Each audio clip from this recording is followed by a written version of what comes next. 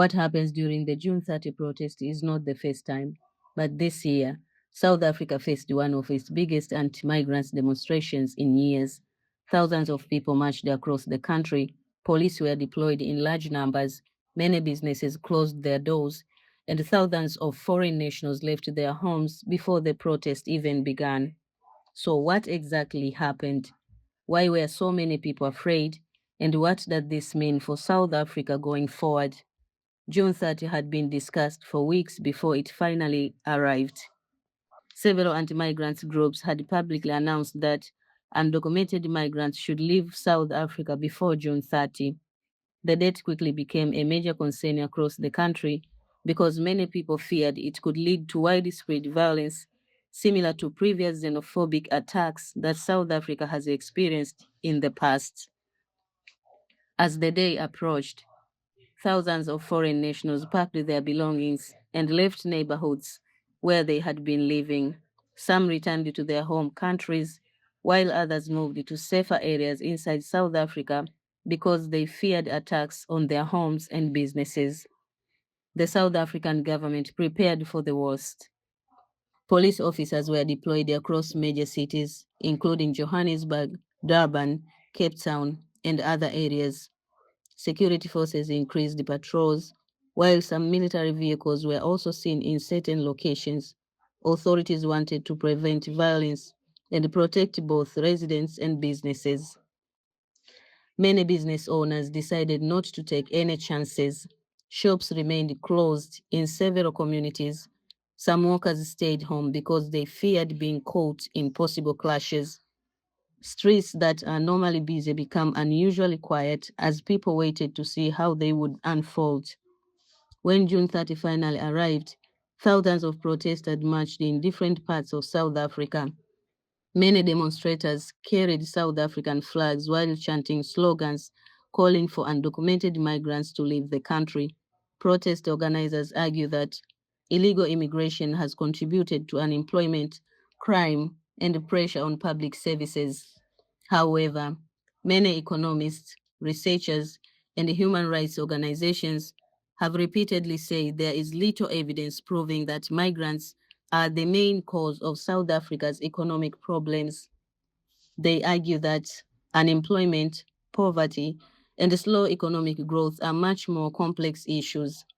Although many marches remained peaceful, not every location stayed calm. Police reported isolated incidents of looting and violence in some communities. In places such as Soweto, reports said some properties linked to foreign nationals were looted. In other areas, police used rubber bullets to disperse crowds when tensions increased. Authorities also confirmed that arrests were made, although they did not immediately release the exact number.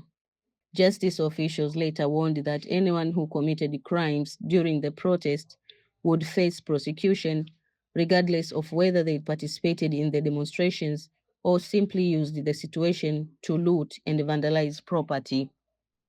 One important point is that the feared nationwide chaos did not fully happen. In the weeks leading up to June 30, many people expected violence on a much larger scale. Instead, the heavy police presence appeared to help prevent widespread disorder in many cities. While isolated incidents occurred, authorities said the country avoided the worst case scenario that many had feared. Still, fear had already changed many lives before the protest even started. Thousands of migrants had already left their homes, some businesses had shut down, and families had spent days worrying about their safety. Many foreign nationals, the emotional impact of the protest began long before June 30 itself. The June 30 demonstrations also reopened an old debate inside South Africa. The country has experienced the outbreaks of xenophobic violence before, including major attacks in 2008. Because of that history, many South Africans and international observers closely watched this year's protest, worried that similar events could happen again.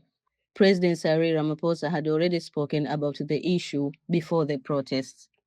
He acknowledged concerns about illegal immigration, but also made it clear that violence and attacks against people cannot be accepted. Government officials stressed that immigration enforcement is the responsibility of the state, not private groups or vigilantes. Human rights organizations also spoke out. They warned that blaming migrants for every social and economic problem risks increasing hatred and violence. These organizations argue that South Africa's challenges, including unemployment and inequality, require long-term economic and political solutions rather than attacks on foreign nationals. Meanwhile, protest organizers insisted that their movement would continue. Some leaders announced the plans for additional demonstrations in the coming months, saying they want stronger government action against undocumented immigration. That means the debate over immigration policy is likely to continue well beyond June 30. The June 30 protest also showed how divided public opinion has become. Some South Africans believe stronger border control is necessary and support tougher action against undocumented migration. Others believe violence and intimidation only make the country's problems worse and distract attention from deeper economic challenges such as unemployment, corruption, poor service delivery, and slow economic growth. At the end of the at the end of the day, June 30 became one of the most closely watched protest days in South Africa this year. The country avoided the widespread violence that many feared, but isolated clashes, arrests, looting, and continued tension showed that immigration remains one of South Africa's most sensitive political and social issues. The conversation is far from over. As more demonstrations are planned and political debates continue, South Africa will face the difficult challenge of balancing border security, the rule of law, public safety, and the protection of everyone living within its borders. Only time will tell how those challenges will be addressed. If you find this report helpful, don't forget to like this video, subscribe to the channel, and share your thoughts in the comments below. Thank you for watching, and we'll see you in the next video.